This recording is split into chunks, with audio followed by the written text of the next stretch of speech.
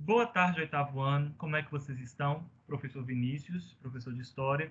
E hoje é a nossa aula de revisão. Vamos relembrar todos os assuntos que nós estudamos até aqui. E o assunto que nós estudamos até aqui foi o iluminismo. Nós vamos, então, revisar o iluminismo e também o despotismo esclarecido, que faz parte desse conteúdo programado. O iluminismo, como nós já temos estudado, foi um movimento intelectual que surgiu na França no século XVIII. Século XVIII, século dos anos 1701 até 1800. Surgiu na França e ele tinha como o objetivo de trazer o pensamento racional, o pensamento científico, como forma de clarear, iluminar a mente da sociedade, que até então, segundo os iluministas, estavam passando por um período de trevas intelectual, de escuridão intelectual, e somente a clareza, a clareza que a razão, proveniente da razão, poderia trazer. Então, daí surgiu esse nome iluminismo, de iluminar, trazer clareza às ideias. E a razão era o responsável, então, para trazer a clareza para as ideias. Uma das características que nós temos estudado sobre o iluminismo é a sua oposição ao modo de governo absolutista, né? Nós estudamos que os reis adotavam esse tipo de poder. Alguns reis já chegaram a declarar que o Estado eram eles próprios, né? Então, o iluminismo ele tinha essa oposição ferrenha a essa característica do poder absoluto dos reis. Para eles, para que houvesse o progresso, né, devia haver uma liberdade, né, de poderes, liberdade de decisões, que mais para frente, né, foi entendido como essa divisão dos poderes legislativo, executivo, judiciário, né?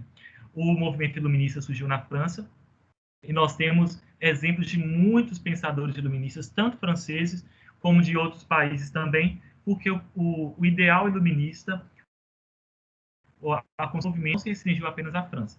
Nós temos inúmeros pensadores iluministas que nós já estudamos, como Montesquieu, Rousseau, Voltaire, Diderot, John Locke e muitos outros, como vocês já fizeram a pesquisa no grupo de WhatsApp, que tinham esses ideais iluministas, né? Esses ideais de progresso, esse ideal de liberdade, ideais de cientificismo, né? Dando credibilidade e ainda mais valor ao poder da ciência, em detrimento ao poder, à concepção religiosa.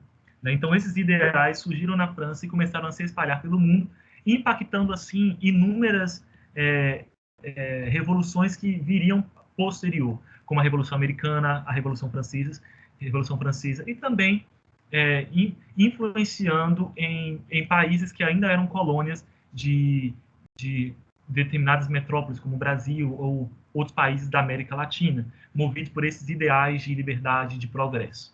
Né?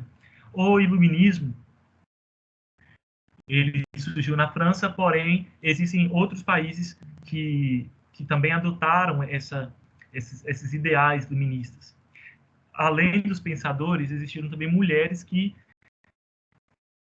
foram pensadoras iluministas também, que desenvolveram as suas ideias, suas concepções, como exemplo, nós temos a Emily Chatelet, Mary Wollstonecraft e tantas outras mulheres presentes nesse período.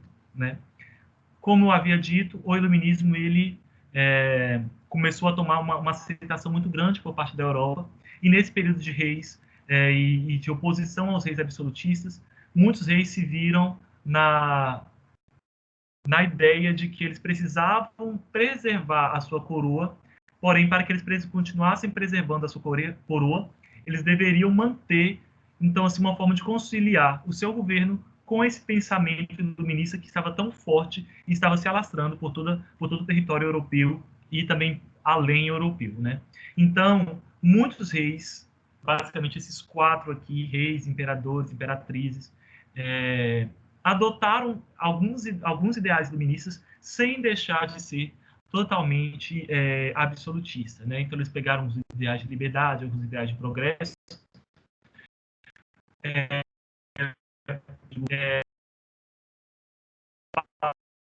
Ásia ainda, né?